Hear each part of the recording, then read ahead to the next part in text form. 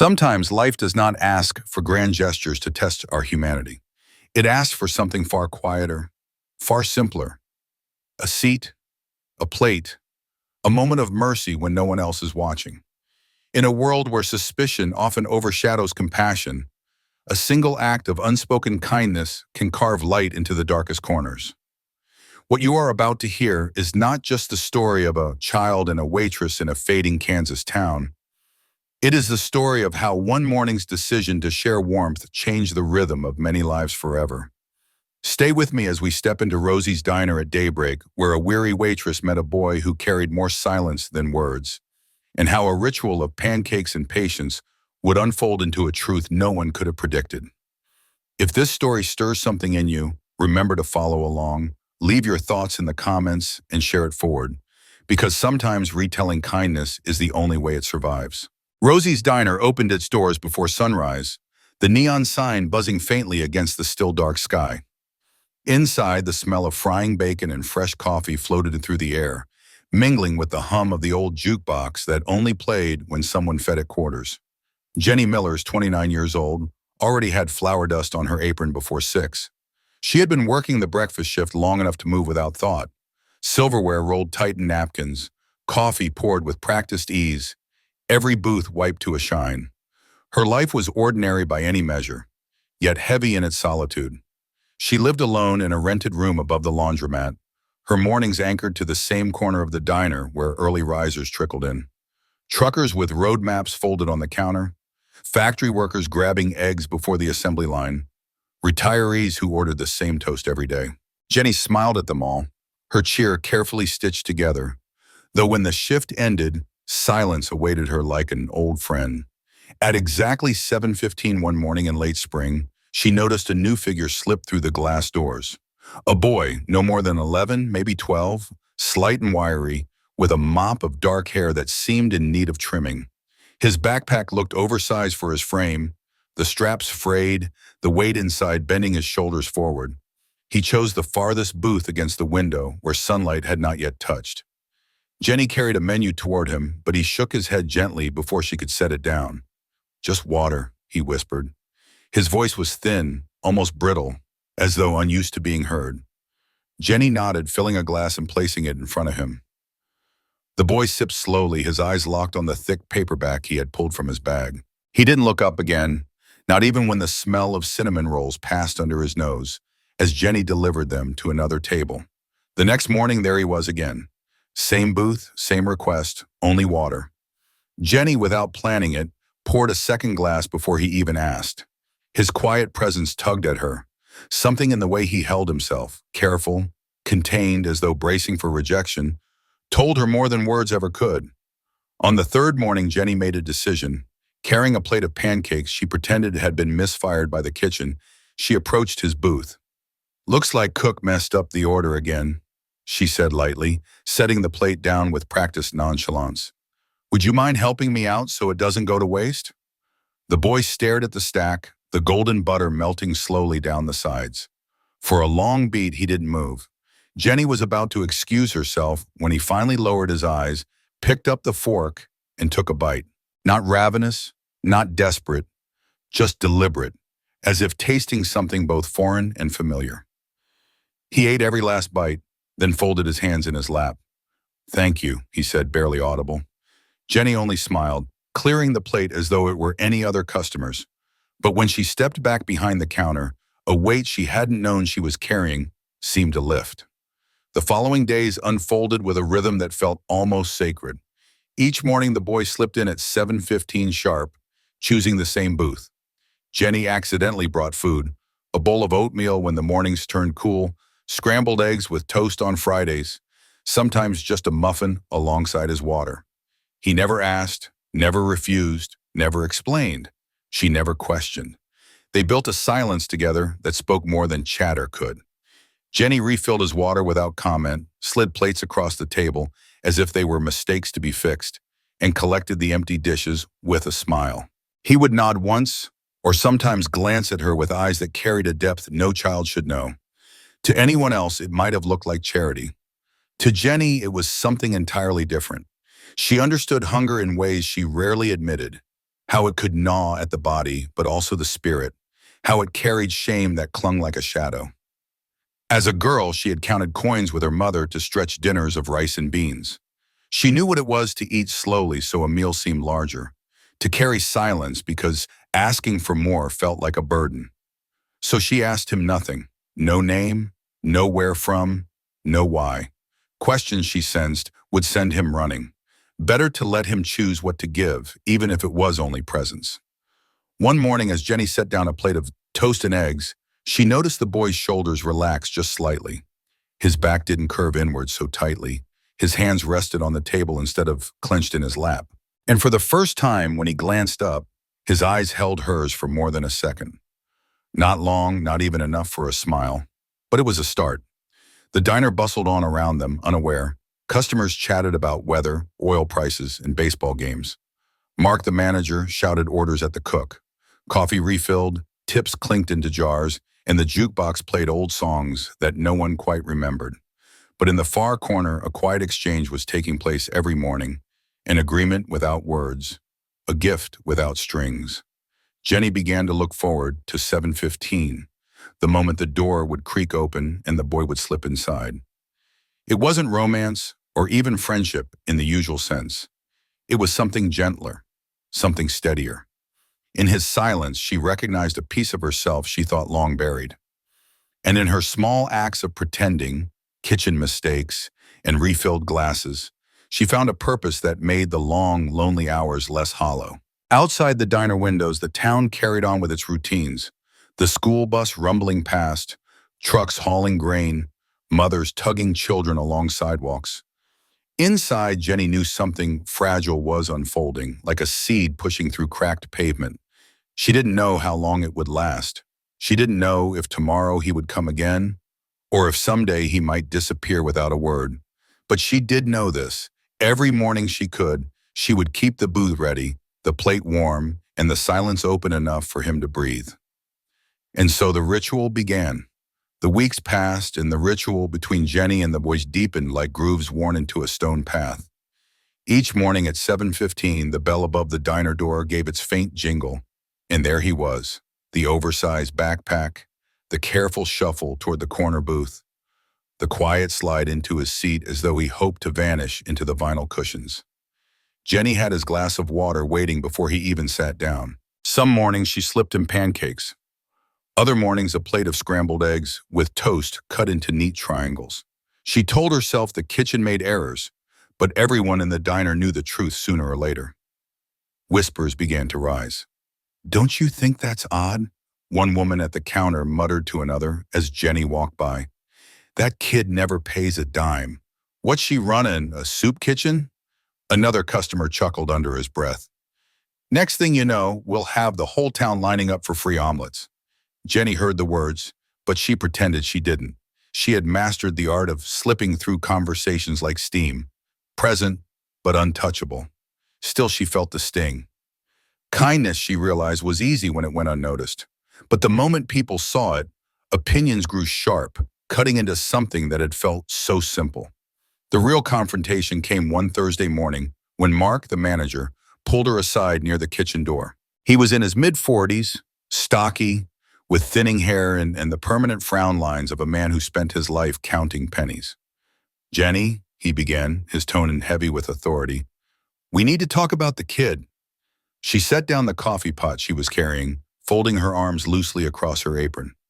"What about him?" "You know what about," Mark replied, lowering his voice. "You've been feeding him for free. People are noticing. I've had 3 complaints this week already. One guy threatened to take his business elsewhere." Jenny's jaw tightened. "It's just one plate of food, hardly breaking the bank." "It's not about the money," Mark countered, though his eyes flickered, betraying the lie. "It's the principle. Customers don't like seeing favoritism. Makes us look like we're playing favorites or running some kind of charity. This is a diner, Jenny, not a mission." She took a breath, steadying her voice. "I'll cover his meals out of my tips, if that's what it takes." Mark stared at her, incredulous. "You barely make enough to cover your rent as it is. You're telling me you want to use your wages to feed a kid who won't even say his name?" Jenny didn't flinch. Yes. For a long moment, the only sound between them was the clang of plates from the kitchen. Finally, Mark exhaled, shaking his head. Fine, but if I see it getting out of hand, if other kids start showing up, you are cutting it off. Understood? Understood, Jenny said softly. When she returned to the dining floor, the boy was already there, hands folded on the table, book open but unread. Jenny slid a plate of oatmeal in front of him, steam curling upward. He looked up at her as if he sensed something had shifted. She smiled faintly. He picked up his spoon and began to eat. Later, in the break room, her colleague Kathy leaned against the vending machine, arms crossed. Kathy was older, with sharp eyes that missed little, and a voice that often carried more warning than warmth. "You keep this up, Jenny, and you're going to get burned," Kathy said, biting into a granola bar. "I've seen it before. Folks think they're saving someone, but it usually ends messy. That kid, he could disappear tomorrow. And then what? You'll be left with lighter pockets and nothing to show for it." Jenny didn't argue. She simply said, "I know what hunger feels like. I won't turn away." Kathy studied her for a long moment before sighing. "You've got more heart than sense sometimes. Just don't let it hollow you out." But Jenny had already made her choice. That night, she counted her tips carefully, sliding a small portion into an envelope she tucked into the pocket of her coat. It wasn't much, barely enough to cover 2 weeks of simple breakfasts, but it gave her peace. She wasn't waiting for permission from anyone. She was doing this because she had once wished, desperately, that someone might do the same for her. As the days rolled on, Jenny noticed small changes in the boy. The first time she brought him toast cut diagonally, he smiled faintly, almost shyly, as if the gesture itself meant more than the food. Another morning, he finished his meal and lingered for a few seconds longer, his eyes lifting toward the window where sunlight spilled across the booth. He seemed less guarded, less bent beneath the invisible weight he carried. He still never spoke more than a quiet thank you. Never offered a name. Never explained why he came alone each day or where he went afterward. But he came, and that was enough. The rest of the town might have seen only a boy freeloading off a soft-hearted waitress. Jenny saw something else. She saw how his shoulders weren't quite as hunched anymore, how his hands didn't always tremble when he lifted the fork, how sometimes, when he thought she wasn't looking, he let his eyes drift closed after a bite, savoring the warmth. It wasn't charity, it wasn't pity, it was survival, wrapped in dignity. Jenny understood that because dignity had once been all she'd wanted too. When she was 13, her mother had worked double shifts at the nursing home, sometimes skipping meals to stretch what little food they had. Jenny remembered the shame of standing in the grocery line with food stamps, the way adults looked away as if her existence were inconvenient. She remembered thinking, if someone could just treat me as normal, even for a moment, maybe I wouldn't feel invisible. So she gave the boy that same gift. Normalcy. She let him eat without interrogation, without charity's sting. She kept the balance steady, the silence respectful. One afternoon, as Jenny was rolling silverware at the counter, she overheard two men by the window.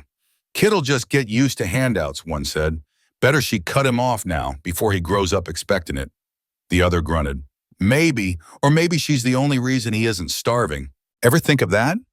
Jenny didn't look up, but her heart swelled faintly at the second voice. For the first time, someone in town saw what she was trying to do. Still, most didn't. The scrutiny, the pushback, the whispers, they all pressed against her. But each morning, when the boy walked in at 7:15 and slid into the corner booth, Jenny knew her choice was right. She wasn't rescuing him. She was simply holding a door open long enough for him to breathe. And for now, that was enough. The booth by the window had become a fixture of Jenny's mornings. She moved through her shift almost on instinct, but always with one eye drawn to that corner. No matter how crowded the diner grew with truckers, retirees, or the occasional tourist off the highway, that booth seemed to hold a kind of hush around it, as though everyone unconsciously respected the boy's place. It was never written down, never marked, but it was his. Then, one Thursday, the booth sat empty. Jenny noticed it immediately. The bell above the door jingled at 7:15, just as it always did, but no small figure appeared. A farmer in mud-caked boots slid into the corner booth instead. and Jenny's stomach sank. She poured his coffee, smiled, and went about her work, but her thoughts stayed on the absence. She convinced herself the boy might just be late. Maybe the bus had come early. Maybe he'd overslept. Maybe. But the next day the booth was empty again. This time, Jenny still carried a plate of pancakes to the table, setting them down as though expecting him to arrive any second. She refilled the water glass, waiting. She kept glancing at the door, half hoping, half dreading. The minutes dragged on, and still he didn't come. The pancakes cooled, then hardened, and finally went uneaten. On the third day, the space felt louder in its emptiness than it ever had in his quiet presence. Jenny tried to busy herself with coffee refills, with orders shouted from the kitchen, with the clatter of plates and forks, but her eyes betrayed her. They kept flicking toward the corner, expecting the familiar shape of a boy with a book. By the fourth day, the whispers began again. "Guess the stray finally wandered off," one man muttered over his hash browns. "About time," another chuckled. "That waitress won't have to keep wasting food now." Jenny forced herself not to react, but the words cut deep. She wasn't wasting food. She had never wasted a single bite she placed in front of him. Each meal had been eaten with a care that spoke louder than hunger. He had savored them, not taken them for granted. But none of that mattered to the voices that only saw a missing boy and a foolish woman who thought she could fix something too big for her hands. It was the fifth day when the storm broke. Someone had snapped a photograph of the empty booth with a plate of untouched toast, and it began to circulate online. At first, it was just a local curiosity posted on a community Facebook page. Then the comments came, sharp as knives. "Looks like she made up some sob story to get attention. Fake charity case. Probably kept the food for herself. Some people just love to play savior. Pathetic." Jenny didn't even own a computer, but Kathy showed her on her phone during break.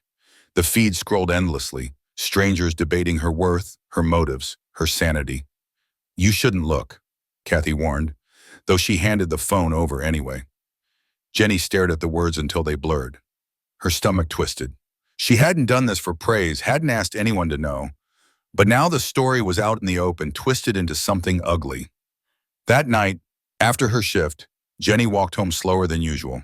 The streets of the small town were quiet, the lamplight pooling in yellow circles on the cracked sidewalks.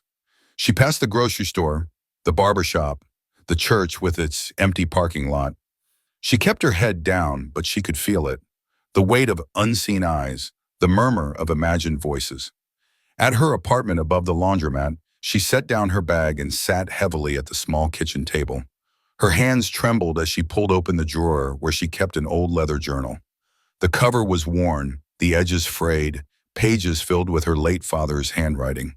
He had been a man of few possessions, but his journal was something he had carried through years of hard labor and harder times. She flipped it open, searching for the words she needed. And there, scrawled in his slanted hand, she found them. "Half a loaf shared is still bread enough. It is those who forget to share who are truly poor." Jenny read the sentence again and again until her tears blurred the ink. Her father had known hunger too. He had known what it was to watch others turn away, to feel invisible in a world that only respected the strong. He had written those words for himself, but tonight, they were for her. She closed the journal and pressed it to her chest. Outside, the town was quiet, but in her mind, she could still hear the sneers, the mocking laughter, the dismissal.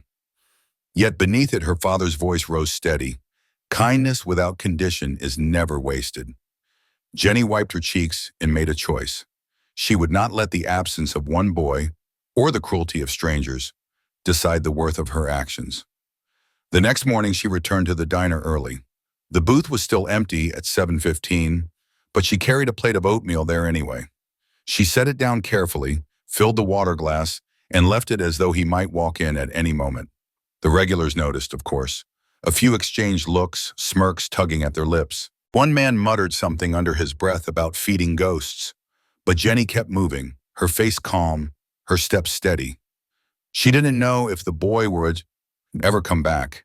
She didn't know if she would ever see him again. But she knew this: her kindness had never been about reward or recognition or even thanks. It had been about giving without expectation, about letting someone know without words that they mattered. And that, she decided, would not be undone by absence. So the booth remained ready, day after day. Sometimes she left pancakes, sometimes toast, sometimes just a muffin beside the water glass. Always untouched, always cleared away at closing, but always waiting. And though the town mocked, and though the online comments grew cruel, Jenny held fast.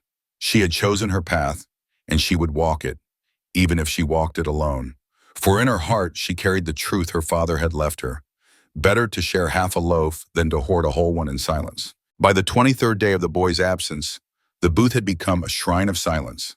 Jenny still carried plates there each morning, sometimes oatmeal, sometimes pancakes, sometimes just toast cut neatly as though someone were waiting. But the food always grew cold before she cleared it away. Customers snickered, shook their heads, and muttered jokes about ghosts or imaginary friends. Yet she persisted. To her, the booth wasn't empty. It was a promise. That promise shattered one gray morning when the diner's parking lot filled with the sudden rumble of engines. 4 black SUVs rolled in, their tires crunching gravel, their windows tinted dark. The noise drew every head inside the diner toward the windows. Conversations halted mid-sentence. Forks stopped halfway to mouths. The vehicles came to a stop in perfect formation, and out stepped men in uniform. Their boots struck the pavement with precision. Some wore medals on their chests, others bore the insignia of special forces. The air inside the diner thickened as the soldiers approached the entrance, the glass doors reflecting their rigid lines. The bell above the door jingled as they entered, but it wasn't the soft sound Jenny knew from her boy at 7:15. This was heavier, deliberate. The room hushed. Even Mark, who usually barked at the kitchen, fell silent, his eyes wide. At their head stood a tall man in his 50s, his posture straight as a steel rod. His hair was silver at the temples, his uniform pressed to perfection. The sight of him carried authority that filled every corner of the diner. He stepped forward, scanning the room with a button that landed firmly on Jenny. "Miss Millers?" His voice was calm, deep, carrying the kind of weight that came from years of command. Jenny froze, the coffee pot trembling in her hands. "Yes," she managed, her voice barely above a whisper. "I'm Colonel David Reeves, United States Army Special Forces." He reached into his jacket and withdrew a sealed envelope, its edges crisp, the paper thick. He held it as though it were fragile, sacred. "I was asked to deliver this to you." Every eye in the diner followed as he extended the letter. Jenny set down the coffee pot on the counter with shaking hands and took the envelope. Her fingers brushed the embossed seal, unfamiliar yet solemn.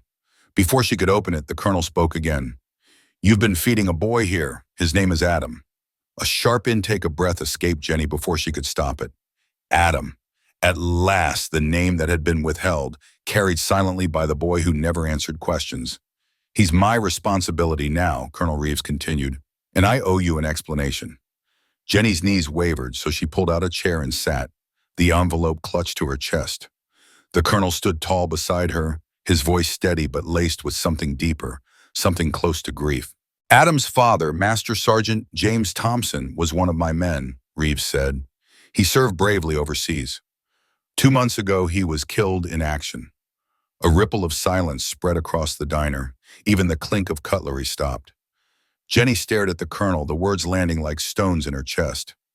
"James left behind a letter," Reeves continued, nodding toward the envelope. "In it, he asked that we find the woman who had been showing kindness to his boy. He didn't know your name, only that his son spoke of a waitress who gave him breakfast when no one else would.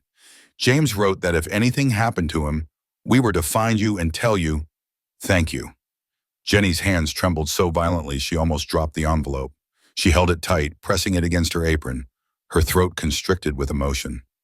The colonel straightened his shoulders, his voice carrying to every corner of the diner. "Master Sergeant Thompson wanted us to honor you, Miss Millers, not just as the woman who fed his son, but as someone who preserved his boy's dignity when he could not be here to do so himself." He raised his hand, and the soldiers behind him followed suit, snapping into a salute.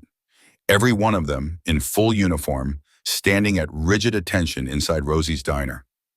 The sight struck the room into awed silence. No one had ever seen civilians saluted in this town, let alone a waitress in a faded blue apron with flour on her sleeves. Jenny couldn't move.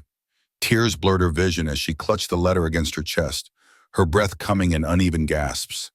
She felt the weight of the moment press into her, not as a burden but as something humbling, something she could never have imagined. The colonel lowered his hand, the others following suit. He placed a coin on the table, a polished challenge coin bearing the Special Forces insignia.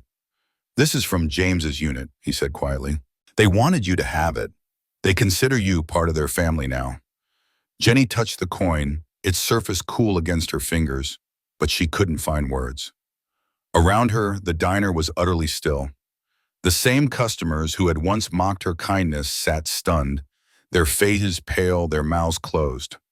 Mark stood frozen by the counter, his arms limp at his sides. The colonel gave her a small, solemn nod. "You showed mercy when no one asked you to. You did what we, as his brothers, could not do for Adam when duty kept us away. For that, you have our respect." Jenny lowered her head, clutching both the letter and the coin. Tears dripped onto her apron, and she let them fall, no longer ashamed. When she finally lifted her gaze, she met the colonel's eyes. "I didn't do it for thanks," she whispered. "I know," he replied gently. "That's why it matters." The soldiers turned then, leaving the diner in the same precise formation with which they had arrived. The bell above the door jingled once more, softer this time, almost reverent. Outside, the black SUVs started their engines, the rumble fading as they pulled away. Inside Rosie's, silence hung heavy. The regulars stared at Jenny, at the envelope in her hands, at the coin glinting on the table. No one laughed now. No one whispered. Jenny sat still, her breath ragged, her mind reeling.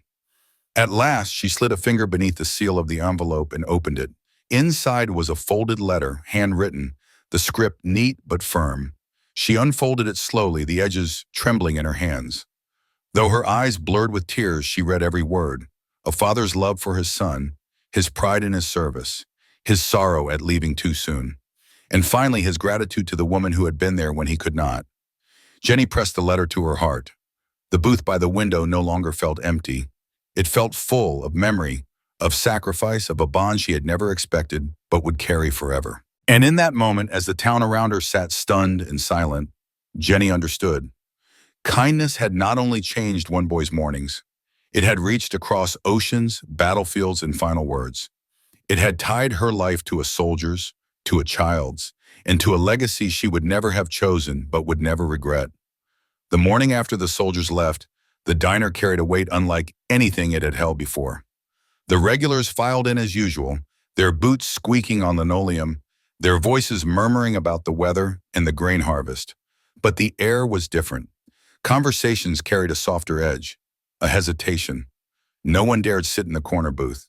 It stood empty, as though reserved for something sacred.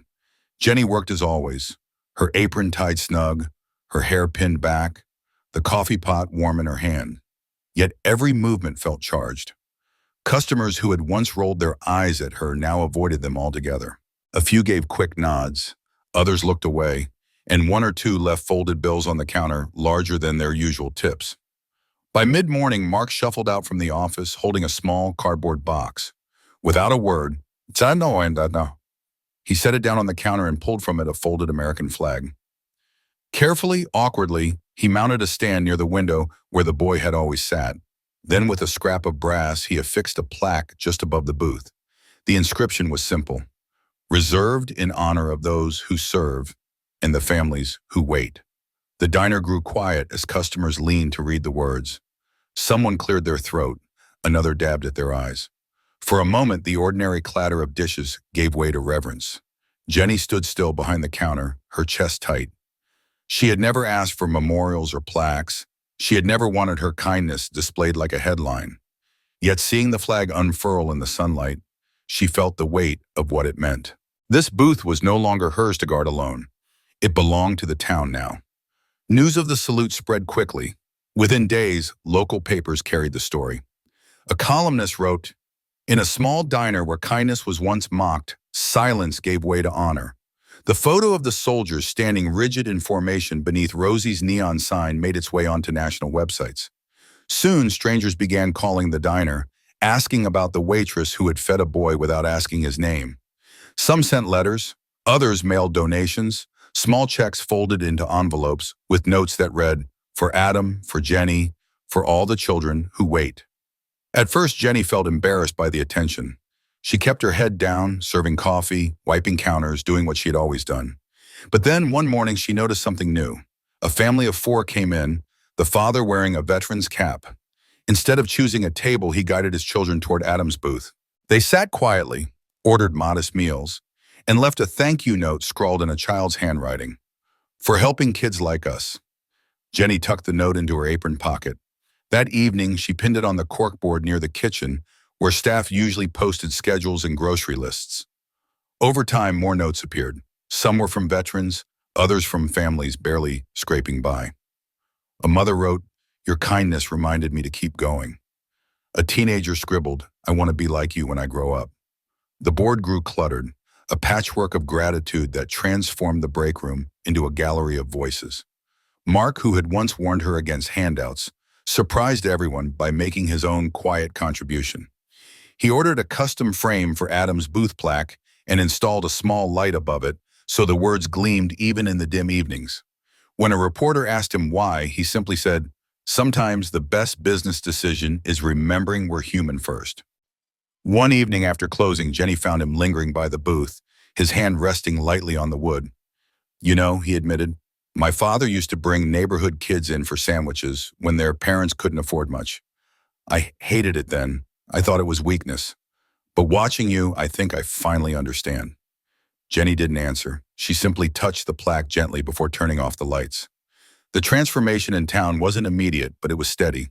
People who had once mocked began to soften. A church group organized a pantry drive, citing the lesson we learned at Rosie's.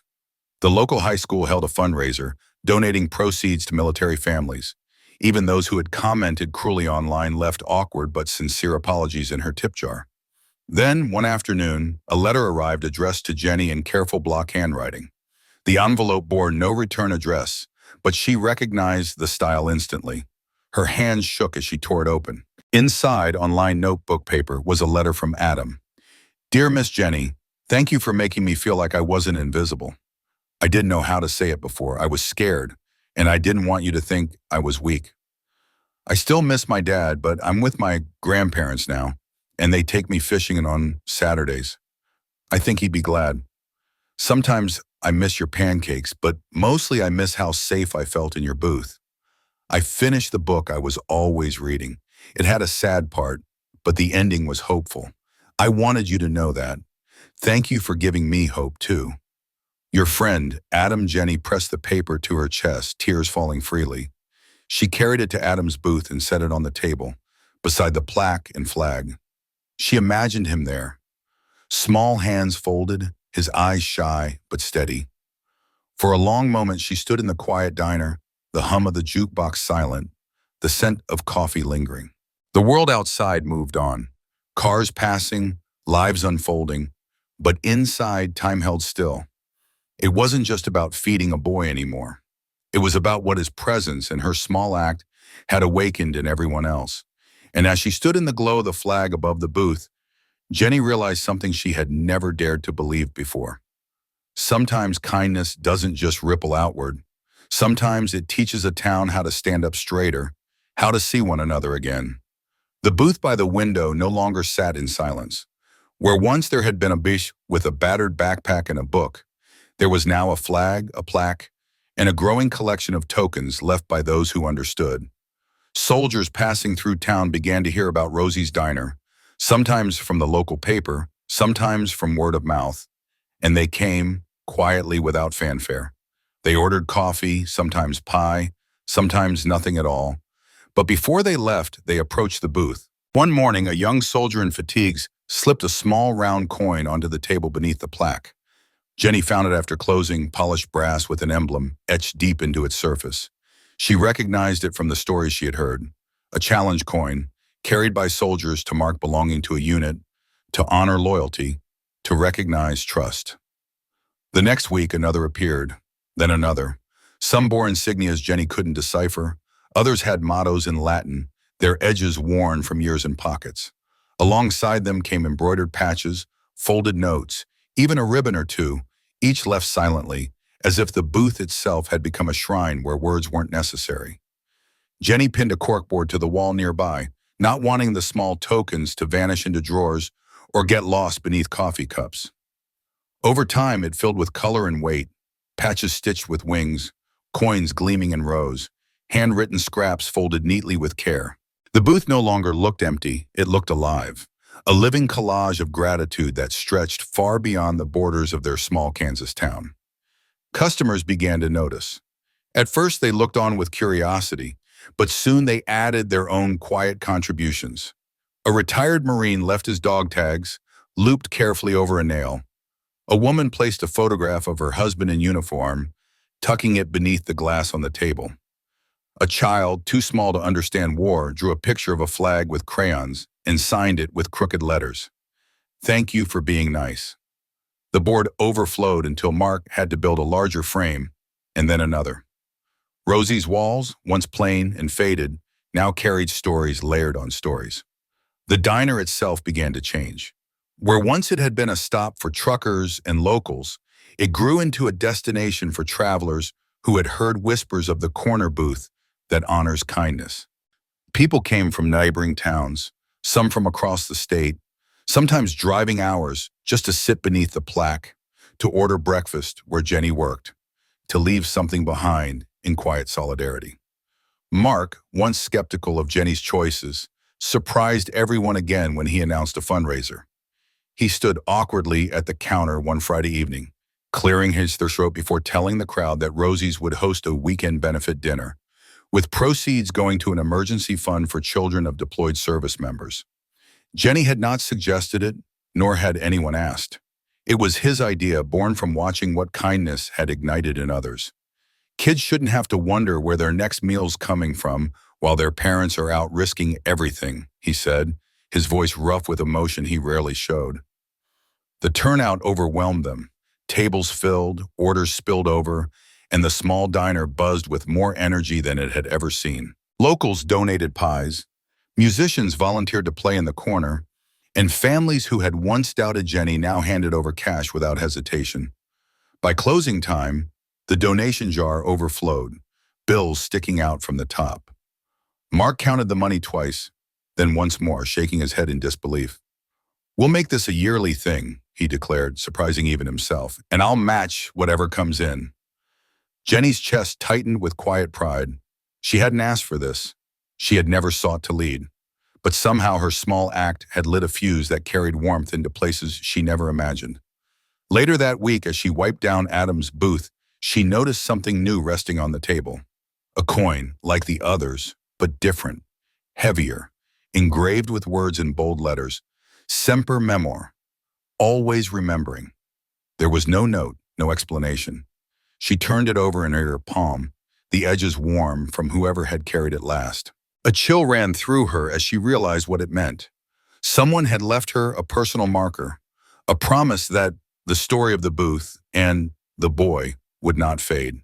That night, she slipped the coin into her apron pocket, carrying it as she moved from table to table.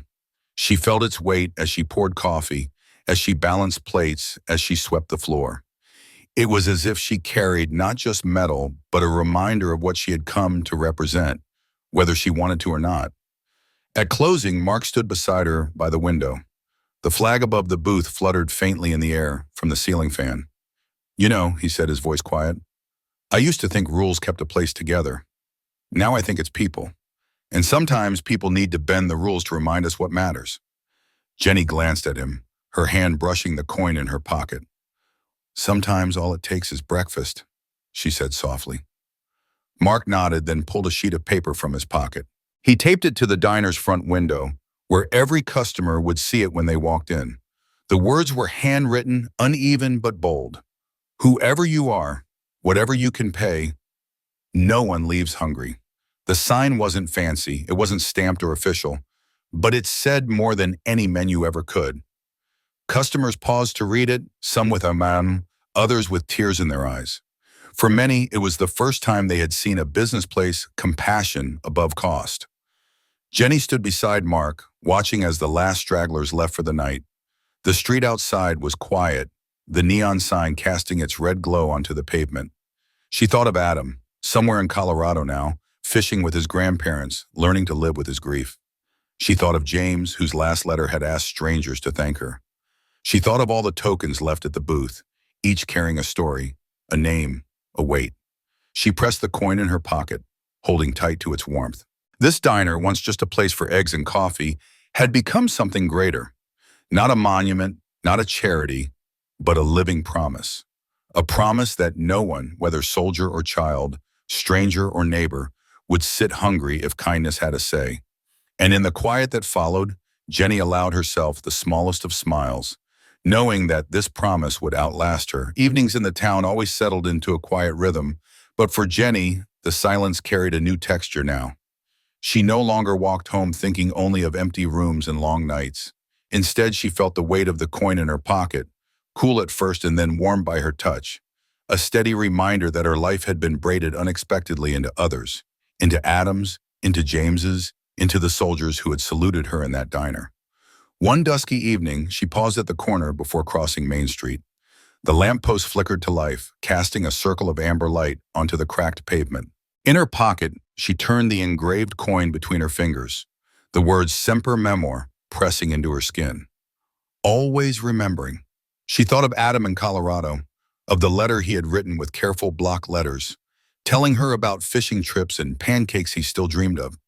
She imagined him sitting by a lake with his grandparents, laughter mingling with the rustle of trees, his father's absence still heavy but no longer crushing. Jenny's steps carried her toward the diner, though her shift had long ended. She unlocked the door, letting herself into the dim space where the jukebox hummed faintly, the scent of coffee and grease clinging to the walls. The booth by the window stood in its familiar place, flag above, plaque glinting under its small lamp, and tokens covering the board nearby. She ran her hand across the backrest where Adam used to sit, her fingers tracing the grooves in the vinyl. The booth no longer felt empty. It pulsed with life, with every story left behind, the patches, the coins, the notes scribbled in haste, the drawings done by children who only knew kindness by the shape it took in adults. It was as if Adam's silence had planted something that kept growing, watered by every gesture of remembrance. Jenny slid into the booth, just as he used to. She placed the coin on the table and watched it catch the dim light. Her reflection shimmered faintly on its surface. She remembered the mornings when the boy had sat across from her, silent but steady, eating as though each bite was both relief and confession. She remembered how she never pressed him for answers, how she gave without expecting return. And now, sitting in his place, she realized that she had been the one given a gift all along. Outside, the town moved on as it always did, trucks rumbling past, families hurrying home for supper, dogs barking in backyards. But inside Rosie's, time seemed to slow, as though the diner itself understood that some spaces deserved reverence. Jenny let her thoughts wander, unhurried. She thought of her father, of the journal where he had written about half a loaf being enough when shared. She thought of how those words had steadied her when the town mocked, when online voices twisted her kindness into something shameful. She thought of how his voice had kept her standing until the moment the soldiers had walked in with their black SUVs and their folded truth. She thought of James Thompson, the man she never met yet somehow knew. His words in the letter still lived in her heart. Gratitude for her small acts, pride for his son, sorrow for what he had left undone. She had not known his face, but she had carried out his final request. And through that, she had become part of his story, part of Adam's, part of a chain of honor stretching beyond her imagination. Jenny lifted the coin and pressed it into her palm. The weight was firm, but it did not drag her down. It steadied her, rooted her. Hunger came in many forms, she realized. Stomachs empty, hearts aching, souls starved for recognition. Food was one answer, but not the only one. Sometimes a seat in a booth, a wordless exchange, a recognition of dignity was nourishment too. The booth was never really empty anymore. Even when no one sat there, it hummed with presence. It had become a promise the town had claimed for itself. Families brought children to sit there and whisper stories of soldiers. Travelers left tokens without speaking. Veterans sat in silence, their eyes wet, their hands pressed to the plaque as though touching memory itself. Jenny never sought recognition. She never stepped into the spotlight when reporters came calling, never gave long interviews, never chased praise. She preferred the background, the steady rhythm of pouring coffee and sliding plates across tables. She was content knowing that for one boy, for one season, she had kept hunger at bay, and that her simple act had echoed far beyond what she could see. On her way home that night, she passed the laundromat beneath her apartment. The machines whirred and clicked, their glow spilling out into the street. She thought of the people who came and went there, folding shirts, counting quarters, carrying on with ordinary lives. She wondered if any of them knew how close they lived to a story that had traveled across the country. She smiled faintly. It didn't matter. Stories did not need fame to be true. At the top of the stairs, she paused and slipped the coin from her pocket once more. She held it to the window, letting the street lamp's glow catch its edge. Always remembering. The words were not just for Adam or James. They were for her too. They were a charge to carry forward, a reminder that kindness must be lived, not stored away. Jenny placed the coin on her nightstand before bed beside her father's journal. Two weights of memory, different yet connected, waiting for her each morning. In the weeks that followed, she continued her shifts at Rosie's. She poured coffee, smiled at regulars, wiped tables, and collected tips.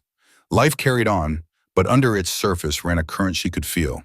A town that had once mocked now carried itself differently. People lingered longer, spoke softer, gave quicker. They had learned something from a barmaid, from a waitress, from a soldier's final words. Jenny knew stories faded if they weren't retold. People forget, attention drifts, days slip past. But kindness, the real kind, the kind that asks for nothing, remains etched in memory even when words fall away. She trusted that as long as someone sat at that booth, as long as someone touched the plaque, the story would keep living. She walked home at dusk one evening, the sky streaked in orange and violet, the coin warm in her pocket again. The breeze lifted the edges of her apron as she crossed Main Street. She looked toward Rosie's, its neon sign flickering but steady, the flag above the booth glowing faintly in the window. Jenny understood then that history does not always live in monuments or headlines. Sometimes it lives in a diner booth, in the quiet mercy of a waitress, in the gratitude of a boy who found safety for a while. And she carried that knowledge home with her, light as breath, yet heavy as truth. For kindness, she knew, was not meant to be loud. It was meant to be lived, day by day, plate by plate, wordless but enduring. Life is fragile, and so often people carry burdens no one else can see. But kindness, the smallest, quietest kind, can break through loneliness, through hunger, through despair. Jenny's story reminds us that we may never know the reach of our actions, yet they matter all the same.